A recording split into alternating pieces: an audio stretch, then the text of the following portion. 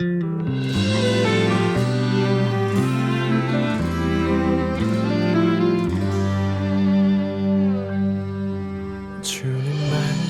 말씀하시면 내가 나가리다. 할렐루야, 성도 여러분 반갑습니다. 김 목사와 함께하는 성경 이야기 시간입니다. 오늘은 신약 14번째 시간으로 예수님 당시에 여인들에 대한 이야기 중에서 죄를 지은 한 여인에 대한 이야기를 하려고 합니다. 오늘 본문 말씀은 누가복음 7장 36절에서 38절 말씀입니다. 제가 말씀 읽어드리겠습니다.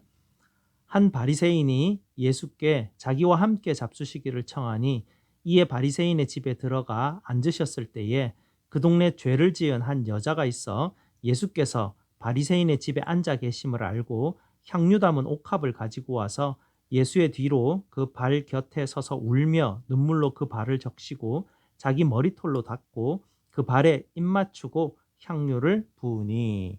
아멘. 오늘 이 이야기는요, 이 바리새인인 시몬이 자기 집에서 잔치를 열고 예수님을 초대하면서 일어나는 이야기입니다. 이 바리새인 시몬은요, 예수님을 의도적으로 모욕을 주기 위해서 아마 초대한 것 같아 그렇게 보입니다.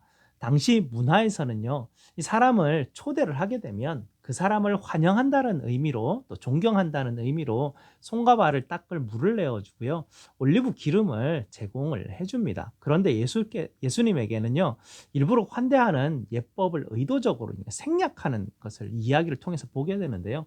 이 시몬이 이렇게 한 이유는요, 사람들이 보는 데서 예수님에게 모욕을 주려고 하는 그런 의도가 담겨 있다고밖에 볼 수가 없습니다. 오늘 이 이야기가 50절까지 이게 진행이 되게 되는데요. 뒤에 보면 그런 이야기들이 나오게 됩니다. 그러나 이 시몬이 의도했던 것과는 다르게 이제 이야기가 진행이 되는데요. 잔치를 열었으니 마을에 있는 사람은 누구나 이 잔치에 참여할 수가 있었습니다. 그런데 이 잔치에 죄 지은 그 여자가 오리라고는요, 아무도 예상을 하지 못했었습니다. 이 여인은요, 그 동네에서 이미 죄인으로 낙인이 찍혀 있었기 때문에 어느 누구도 그 여인과 마주하려고 하지도 않았었고요. 사람들이 그 여인을 볼 때마다 아마 경멸의 눈빛을 막 이렇게 쏘아대었었기 때문에요, 그 여인은 사람들 모이는 데는 잘 가지 않았습니다. 사실 그 여인도요, 그런 모욕과 수치를 당하기 싫기 때문에 사람들이 많이 모이는 곳에는 아마 절대로 가지 않는 그런 여인이었기에 여기 잔치에 오리라고는 아무도 상상도 못했었습니다. 그런데 그 여인이 아마 온갖 모욕을 감수하고라도 이 잔치에 지금 오늘 나타난 것이죠. 이 여인에게 그런 사연이 좀 있었습니다. 이 여인은 큰 죄를 저질렀었고요. 그 때문에 자기 공동체에서도 이렇게 버림을 받고, 특별히 하나님께로부터도 또 버림을 받았다라고 생각을 하고 있었습니다. 그런데 예수님께서 이 동네 저 동네 다니시면서 복음을 많이 전하지 않았습니까? 그리고 죄사함에, 특별히 이제 예수님이 전하신 복음 가운데는 죄사함의 용서라는 복음이 들어 있었는데요. 자기 같은 죄인조차도 회개하면 용서받을 수 있다는 이 엄청난 죄사함의 복음을 듣게 되죠. 이 엄청난 용서의 은혜를 들었던 이 여인은요, 예수님께서 자기 마을에 오신다는 이 소식을 듣고 예수님 만나고 싶어서 온갖 모욕과 수치를 당할 것 뻔히 알았음에도 불구하고요, 그는 자기의 모든 그 가치, 아주 비싼 향유를 들고 잔치로 오게 되죠.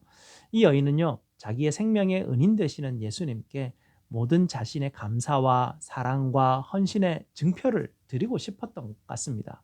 그래서 이런 모욕을 감수하고서 또 값진 향유를 부어드리기 위해서 이 잔치에 왔습니다.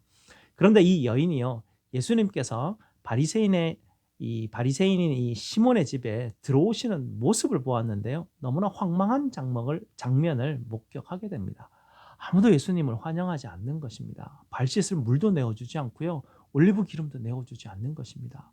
아니, 사람들이 죄인인 자신에게 그렇게 대하는 것은 자기가 그렇다 싶고 당연하다 싶은데, 예수님을 죄인 대하듯이 그렇게 모욕을 주는 것은 정말 너무 말도 안 되고 정말 당황스러운 일이었습니다. 자신이 너무나 사랑하고 감사를 부어드릴 대상인 예수님께서 그런 일을 당하시는 모습을 보면서 이 여인은 예수님 앞에 아마 용기를 내어서 다가가고 예수님 앞에 나아자마자 아마 회개의 눈물일 수도 있고 사랑하는 예수님이 그렇게 또 끔찍한 일을 모욕을 당하는 모습이 너무나 안타깝기도 하고 아마 그런 눈물을 흘리면서 예수님의 발을 적시게 되고요.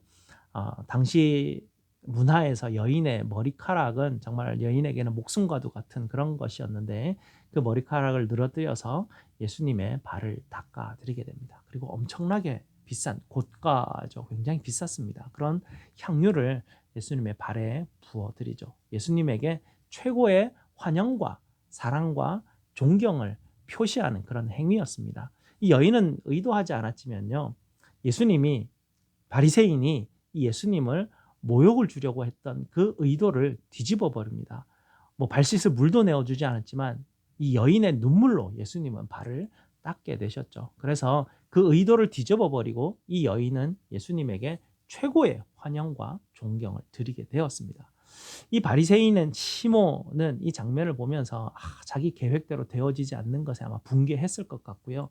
자기 계획을 틀어버린 사람이 말도 안 되게도 그 마을에서 가장 경멸받는 이 죄인이었던 이 여인이었으니까 자존심이 얼마나 많이 상했겠습니까? 그리고 이 시몬은 마음속으로 자기가 막 이렇게 생각을 합니다. 아마 이 예수라는 자가 선지자인지 아닌지 내가 테스트를 한번 해보려고 했는데 하나마나 이 예수는 선지자가 아닌 것이 분명하다. 이 여인이 죄인인 것도 모르고 가만히 앉아서 이 여인의 행동을 다 받아주니 말이야. 이렇게 생각을 하고 있었습니다. 바리새인인 시몬은 율법을 지키는 자신은 죄인이 아니고 율법을 크게 어긴 이 죄인, 이 여인이 죄인이라고 그렇게 그는 여기고 생각했기 때문에 그렇습니다. 그러나 죄인을 용서하시는 권세가 있는 분, 모든 빚진 자들의 주인 되시는 예수님의 눈에는요, 지금 이 자리에는 두 종류의 죄인, 두 종류의 빚진 자가 있을 뿐이었습니다. 오늘도 이 41절 말씀에 보면 나오는데요. 하나는 50데나리온 빚진 죄인이었고요. 또 하나는 500데나리온 빚진 죄인이었습니다. 그래서 예수님은 이 바리새인 시몬을 부르셔서요. 그에게 아주 중요한 복음의 원리를 이 말씀을 통해서 가르쳐 주고 계시죠. 율법을 지키는 너도 죄인이고 율법을 지키지 않은 저 여인도 죄인이구나. 다만 저 여인은 자신이 너무나 큰 빚을 탕감받은 것에 너무나 감사하여서 여기에 많은 희생을 감수하고라도 이렇게 나를 찾아온 여인 아니냐. 너는 율법 좀 지킨다고 해서 내 빚은 아마 갚을 만하다고 생각했는지 하나님께서 너의 채무를 탕감해 주신 것에 너는 별로 감격스러워하지 않는구나 라고 그렇게 얘기를 해 주십니다. 왜냐하면 네가 하는 행동을 보면 알 수 있다는 것이죠. 너는 내가 정말 하나님과 같이 죄를 용서할 권세가 있는지를 테스트해 보려고 하지 않느냐. 네 관점에서 자기 자신이 빚이 있다는 것조차 모르고 빚 받으러 온 이 주인의 아들을 너는 지금 무시하고 있지 않느냐라는 말씀이죠. 그러나 저 여인은 자신의 모든 것으로 나를 사랑한다라고 지금 행동으로 이렇게 표현하고 있지 않느냐. 이렇게 말씀하시면서 예수님은 그 여인의 빚이 완전히 탕감된 것을 다시 한 번 더 직접 확인해 주셨습니다. 41절에 이렇게 말하죠. 내가 네게 말하노니 그의 많은 죄가 사하여졌도다. 그 여자에게 이르시되 내 죄가 사함을 받았느니라. 이렇게 예수님이 말씀해 주십니다. 성도 여러분, 참 믿음은요. 이렇게 감사와 사랑이라는 이런 행위로 드러나게 돼 있다는 것입니다. 내가 그렇게 큰 빚을 탕감받았는데 어떻게 마음이 아무렇지도 않을 수 있겠습니까? 우리가 하나님께 빚진 것은요, 아무도 갚을 수도 없습니다. 우리의 죽음, 우리의 생명으로도 갚을 수 없는 것이 하나님께 빚진 것 아니겠습니까? 그러나 주님이 모든 채무를 다 탕감해 주시고 거기에다가 우리를 아들과 딸로 삼아 주시고 그 아버지의 모든 재산을 상속받을 수 있는 상속자로 삼아 주셨으니 이 어찌 우리의 모든 감사와 사랑을 아버지께 드리지 않을 수 있겠습니까? 은혜를 받은 사람의 그 삶의 태도는요, 이렇게 감사와 사랑의 마음을 행동으로 드러나게 돼 있습니다. 이 원리를 주님이 오늘 이 여인을 통해서 우리에게 지금 보여주시는 것이죠. 우리가 죄인임을 깨달으면 깨달을수록 주님을 향한 사랑과 감사의 마음이 더 깊어지고 주님을 향한 헌신과 순종의 행동이 따라오게 된다라는 것이죠. 이렇게 우리의 믿음은요, 주님이 우리에게 부어주시는 은혜와 사랑을 깊이 깨달으면 깨달을수록 믿음은 자라가게 돼 있다는 것입니다. 예배를 예로 한번 들어보겠습니다. 우리가 하나님 앞에 예배 드릴 때 예배 드리는 장소에 나아가지 않습니까? 그러면 그 장소에 우리만 나옵니까? 하나님도 예배 받으시는 그 하나님 앞에 우리가 나아가는 것 아닙니까? 주님이 그 자리에 예배 받으시러 오시는 그 자리에 우리가 함께 나아가는데 우리에게 이렇게 큰 은혜를 베푸신, 우리를 이렇게 사랑하시는 아버지가 그 예배 장소에 있는데 우리의 마음의 자세가 어때야 정상이겠습니까? 여러분, 예배를 드리는 예배실에 앉아 있든지 여러분 각자의 장소에 집에서 예배 드리든지 여러분께서 계시는 그곳에 하나님이 와서 임재해서 그곳에 함께 계십니다. 그러면 여러분이 주님으로부터 여러분이 받은 은혜만큼 거기 계시는 주님을, 하나님을 맞이하고 온 마음을 들여 예배를 드리게 되어 있습니다.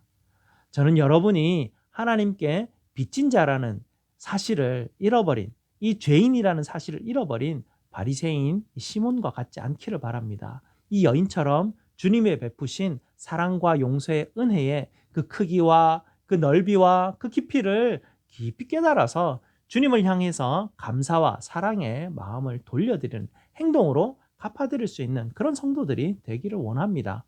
갚을 길 없는 이 사랑을 베푸신 주님의 은혜가 여러분을 더욱더 가득하게 덮어서 여러분도 이 여인처럼 죄를 회개하고 주님께 사랑과 감사로 이렇게 반응할 수 있는 성도들이 되시기를 주님의 이름으로 축복드립니다.